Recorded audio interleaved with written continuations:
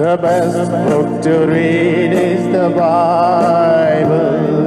The best book to read is the Bible.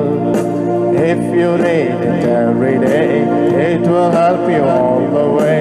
Oh, the best book to read is the Bible.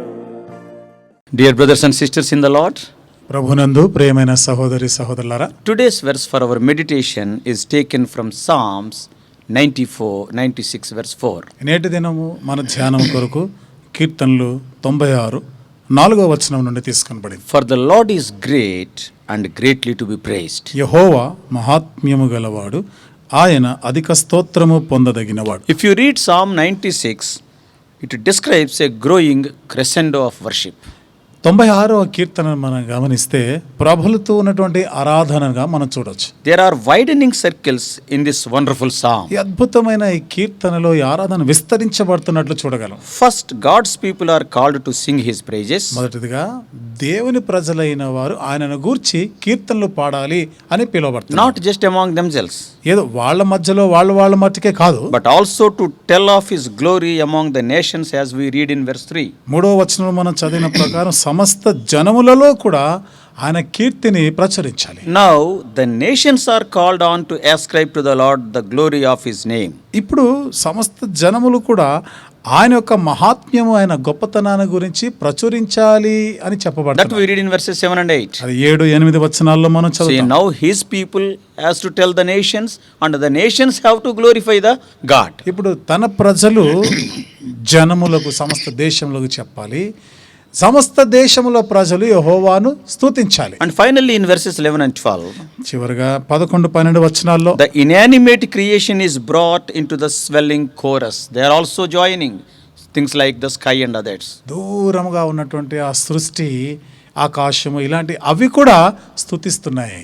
And the reason for the praise of all the creation is the prophecy that the Lord is coming to judge the world in righteousness. సృష్టి యావత్తు కూడా స్తుతించడానికి కారణం ఏమిటంటే ఈ భూమి మీదకి ఆయన తీర్పు తీర్చినై ఉన్నాడు అనేటువంటి ఆ ప్రవచనం కూడా నెరవేర్చబడుతుంది కాబట్టి. So there are three themes here. కాబట్టి ఇక్కడ 3 అంశాలుగా మనం One చూస్తున్నాం. is worship, ఒకటి ఆరాధన, second is witness, రెండవది సాక్ష్యం third ఇచ్చుట, is waiting expectantly for the day when the Lord comes to right all wrongs. మూడవదిగా మరి ఆ పొరపాట్లన్నీ కూడా సరిదిద్దడానికి రాబోతున్న దేవుని యొక్క దినము గురించి. And in one sentence we can say that ఒక మాటలో చెప్పాలి అంటే, because the Lord is the only great and glorious God, we should worship him. దేవుడు ఒక్కడే గొప్పవాడు, మహాత్మ్యము గలవాడు, అద్భుతమైన దేవుడు కాబట్టి మనం ఆరాధించాలి. And we should witness of him ఆయనను గురించిన సాక్ష్యం ఇవ్వాలి. and wait expectantly for his coming to judge the world. ఆయన రాకడ కొరకు, అంటే భూమి మీద తీర్పు తీర్చడానికి వస్తున్నాడని ఆ దినము కొరకు ఎదురు చూస్తూ So ఉండాలి. the psalmist repeats the theme, sing unto the Lord 3 times. కాబట్టి ఈ కీర్తనకారుడు యెహోవాను గూర్చి పాడుడి 3 సార్లు The ప్రస్తావించారు. first time మొదటిసారి he tells us to sing unto the Lord a new song. ఇక్కడ యెహోవా మీద క్రొత్త కీర్తన పాడుడి అంటున్నాడు. This does not necessarily mean a newly composed song, అంటే అప్పుడే మరలా కొత్తగా పాట కట్టి రాసి పాడడం అనే అర్థం కాదు. but it refers to a song that celebrates the mercies of God which are new every morning. అనగా దేవుని యొక్క కృపా కనికరాలు ప్రతి ఉదయం నూతనంగా మన మీద కుమ్మరించబడుతున్నాయి. నూతన విధానంలో పాడడం. Every day the mercies are new, then the song will be new. ప్రతిరోజు కూడా ఆయన వాత్సల్యత నూతనంగా పుడతా ఉంటుంది కాబట్టి నూతనంగా మనం పాడతాం. The second exhortation to sing to the Lord is directed to all the earth. కాబట్టి యెహోవా మీద పాడడానికి రెండవ హెచ్చరిక ఇక్కడ సమస్త భూజనములందరూ కూడా పాడాలి. If we join the last part of this psalm to this verse, ఈ కీర్తనలోని చివరి భాగంతో మనం కలిపి గాని కీర్తిస్తే, పాడితే, we can understand that the psalmist is calling all the creation to praise the Lord. కీర్తనకారుడు సర్వ సృష్టిని కూడా దేవుని స్తుతించాలి అని The ప్రోత్సహిస్తున్నాడు. Lord is to be praised on all the earth which he has created. కాబట్టి దేవుడు సృష్టించినటువంటి సమస్త సృష్టి ఆయనని స్తుతించాలి అని కోరబడతాం. And the third call, sing to the Lord, is followed by 3 things, 3 imperatives. They are must. యెహోవాను గూర్చి పాడుడి అనే దాని 3వ అంశంగా మనం చూస్తే 3 సంగతులు చూస్తున్నాం ఇక్కడ. And 3 things we have to do. ఇక్కడ 3 పనులు మనం చేయవలసినవి. They are, అవేమిటి అంటే, what is written here? ఇక్కడ ఏమని రాయబడింది? Bless his name. ఆయన నామమును స్తుతించుడి, proclaim good tidings of his salvation from day to day, అనుదినం ఆయన రక్షణ సువార్తను ప్రకటించుడి, tell of his glory among nations, అన్యజనులలో ఆయన మహిమను ప్రచురించుడి, his wonderful deeds among his people. సమస్త జనములలో ఆయన ఆశ్చర్య కార్యములను ప్రచురించుడి. So to bless God's name means that we should praise and thank him for all that he is and his glorious attributes. యెహోవా నామమును స్తుతించాలి అంటే ఆయన ఏమై ఉన్నాడో, ఆయన జరిగించిన మహిమాయుక్తమైన కార్యములను బట్టి స్తుతించాలి. Every day, day to day, shows the goodness of his salvation, and we must sing of it continually. అను దినము ఆయన రక్షణ సువార్తను ప్రచురిస్తూ ఎడతెగక ఈ పని మనం చేస్తుండాలి. Up to what time? ఎంతవరకు, ఎంతకాలం? Until the whole earth has heard. భూలోకం అంతా కూడా ఆ మాటలు వినేంత వరకు. So far we have seen that we have to worship the Lord. ఇంతవరకు కూడా మనము యెహోవాను ఆరాధించాలి అని విన్నాం. But the question comes. ఇప్పుడు ప్రశ్న ఏమిటంటే, What is that? అదేమిటి? Why to worship him alone? ఎందుకు ఆయనను మాత్రమే ఆరాధన చేయాలి? So the answer is in the verse for our meditation today. దానికి జవాబు నేటి దిన మన వచన భాగంలో ఉంది. He is the only great and glorious God. ఆయన మాత్రమే మహాత్మ్యము గలవాడు, అధిక స్తోత్రము పొందదగినవాడు. The pagan world is marked by the fear of the spirit world. కాబట్టి మనం ఈ అన్య దేశాల్లో మనం చూస్తా ఉంటే అన్య జనాంగంలో వీళ్ళందరూ కూడా They are having the fear of the spirits, all those things. వారు చూడండి ఈ ఆత్మలని చెప్పి దురాత్మలని ఈ భయాలతో ఉన్నటువంటి వాడు. They try to placate their gods by putting out offerings of food and drink. వారు భోజన పానీయాలు అర్పిస్తూ ఆ విధంగా వారి దేవుడు దేవతలను పూజించేవారు. They observe superstitious rituals so as not to offend their gods. వారు వారి దేవుళ్ళని బాధ పెట్టకుండా ఉండాలని మూఢభక్తి మూఢనమ్మకాలతో కూడినటువంటి ఆచారాలతో ఆరాధిస్తారు. But the psalmist here says that అయితే ఇక్కడ కీర్తనకారుడు చెప్తున్నాడు, the only one we should fear is the Lord. మనము భయపడవలసింది కేవలము దేవునికి మాత్రమే. He made the heavens. ఆయనే ఆకాశములను సృష్టించిన For all the gods of the people are idols. మరి ఈ భూజనులు పూజించే దేవతలు ఇవన్నీ విగ్రహాలు. And the true God is the creator of the universe. నిజమైన దేవుడు విశ్వమును సృష్టించిన సృష్టికర్త అయిన వాడు. And this universe is so vast and powerful, even the powerful telescopes such as Hubble and Halley, they cannot find the edge of it. ఈ విశ్వము ఎంత విశాలమైన, ఎంత అద్భుతమైనదంటే ఎంతో శక్తివంతమైనటువంటి హబుల్ టెలిస్కోప్ అనేది కూడా ఇంతవరకు కనిపెట్టలేకపోతుంది. So when we think of the star world, మనము ఈ నక్షత్ర లోకాన్ని చూస్తే, which is so far discovered by the scientists, when we think of it, ఇంతవరకు కూడా శాస్త్రవేత్తలు కనుగొన్నవి కనిపెట్టినవి మనం ఆలోచన చేస్తే we can understand the greatness of God to some extent.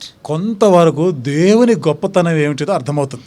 The stars which we are seeing during night belongs to the first galaxy. రాత్రిపూట మనం చూస్తున్నామే, మనకు కనబడుతున్నటువంటి ఈ నక్షత్రాలు మొదటి నక్షత్ర రాశి. During the night time, when you look into the sky, you will be seeing some stars. రాత్రి వేళ ఆకాశం వైపుకు చూడినప్పుడు కొన్ని నక్షత్రాలు కనబడతాయి. And the astronomical scientists say that that is the first galaxy. ఖగోళ శాస్త్రవేత్తలు ఏమన్నారంటే మన కంటికి కనబడేటువంటిది ఈ మొదటి నక్షత్ర రాశి. And what they are telling? ఇంకేమంటారు వాళ్ళు? There are more than 1 billion, that is 100 crore stars in the first galaxy. మొదటి నక్షత్ర రాశిలో 1 billion. 100 కోట్ల నక్షత్రాలు ఉన్నాయంట. More than that. దానికన్నా ఇంకా ఎక్కువగా. And when they talk about the galaxies, వారు ఇంకా నక్షత్ర రాశుల గురించి ఇంకా మాట్లాడితే as to how many are there, అవి ఎన్ని ఉండవచ్చు అంటే, once again they say that so far they discovered at least 1 billion galaxies. Once again, more than 100 crores.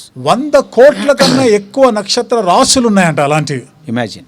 ఊహించండి. In each galaxy more than 100 crores stars, and such galaxies are more than 100 crores. ఒక నక్షత్ర రాశిలో 100 కోట్ల కంటే ఎంతో ఎక్కువైన నక్షత్రాలు ఉన్నాయి. అలాంటివి నక్షత్ర రాశులు 100 కోట్ల కంటే ఇంకా ఎక్కువ ఉన్నాయంట. And there are the stars they have not discovered so far.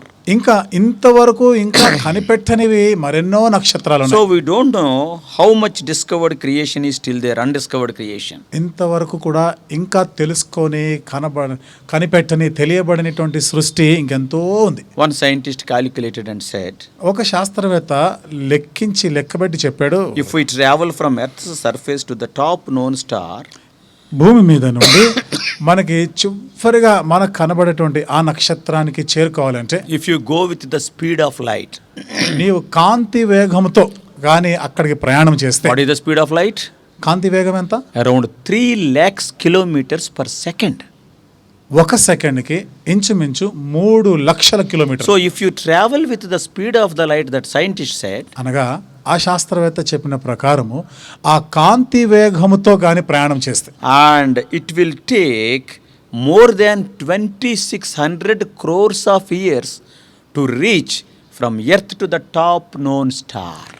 ఆఖరుగా పైకి కనబడుతున్న ఆఖరి నక్షత్రానికి మనం చేరుకోవాలంటే భూమి మీద నుండి అక్కడికి కాంతి వేగం యొక్క వేగంతో ప్రయాణం చేస్తే 2,600 కోట్ల సంవత్సరాలు పడుతుంది. It is beyond human imagination. ఇది మానవ గ్రాహ్యానికి అంతుపట్టనిది. Traveling with such a speed and the time that will be taken are beyond our imagination. అంతటి వేగంతో ఎంత కాలం పడుతుందో ఈ మాటలు వింటా ఉంటే మన ఊహకు మించినవి, గ్రహింపు కానివి. That's why if some blasts etc. occurs in the space, అందుకనే చూడండి మరి అంతరిక్షంలో, ఆకాశంలో ఏదైనా విస్ఫోటనాలు జరిగినప్పుడు it will take centuries for us to know about it. దాని గురించి మనకు తెలవడానికి, తెలుసుకోవడానికి కొన్ని శతాబ్దాల కాలం పడుతుంది. But the God of the Bible calls each star by name. అయితే బైబిల్లో ఉన్న దేవుడు ప్రతి నక్షత్రానికి పేరు పెట్టి పిలుస్తున్నాడు. What a great God. ఎంత గొప్ప దేవుడు ఆయన. Not only the space, ఆవిడ అంతరిక్షం మాత్రమే కాదు, even when we see the small planet Earth, which is like a speck in the universe, చిన్న గ్రహం అయినటువంటి ఈ భూగ్రహం విశ్వం అంతట్లో ఒక చిన్న నలక వంటిది. దాని గురించి ఆలోచన చేస్తే how many species of animals, birds, fishes, plants etc. are there? ఎన్నెన్ని జాతుల జంతువులు, పక్షులు, జలచరాలు, మొక్కలున్నాయి. They are having life. వాటికి జీవం ఉంది. And that life is God given life. ఆ జీవము దేవుని చేత అనుగ్రహించబడింది. All these things are created by the power of the word of this God. ఇవన్నీ కూడా ఆ దేవుని నోటి మాట శక్తి వలన సృష్టించబడినవి. Not only God has created all the universe by the power of his word, ఈ విశ్వం అంతటిని కూడా నోటి మాట శక్తి వలన దేవుడు సృష్టించడం మాత్రమే but కాకుండా he is maintaining all this by the power of the same word. వీటన్నిటిని కూడా అదే మాట శక్తి వలన నిర్వహిస్తున్నాడు కూడా. Even the creation of man మానవుని సృష్టి కూడా and the various organs, members in the human body, మానవ శరీరంలో ఉన్నటువంటి ఆయా రకాల అవయవాల గురించి ఆలోచన and చేస్తే how they are functioning in perfect synchronization is a great mystery. ఇవన్నీ కూడా ఒకదానికి ఒకటి అనుసంధానమై ఎంత చక్కగా అద్భుతంగా పనిచేస్తున్నాయో ఇది కూడా గొప్ప మర్మమే. A heart, human heart, మానవుని గుండె pumping 5 liters of blood per minute and non-stop for almost 100 years.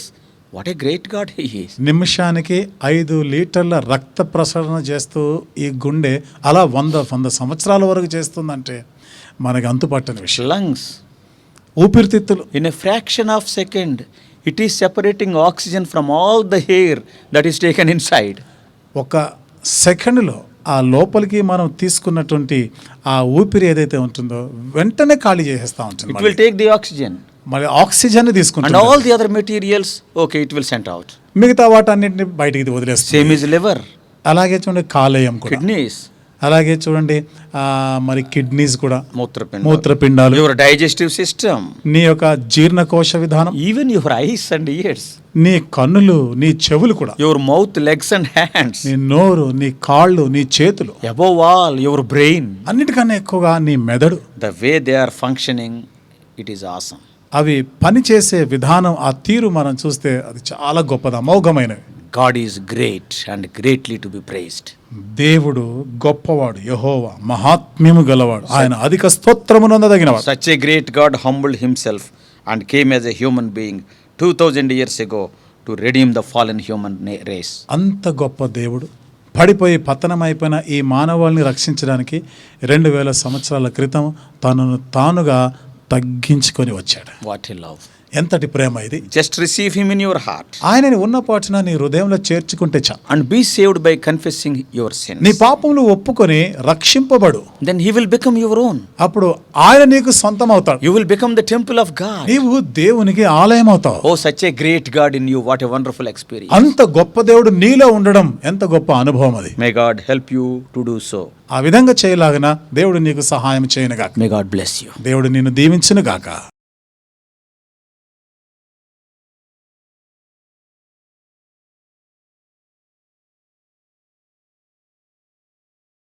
God bless you all. Please subscribe for more spiritual messages on YouTube channel John Victor Hebron.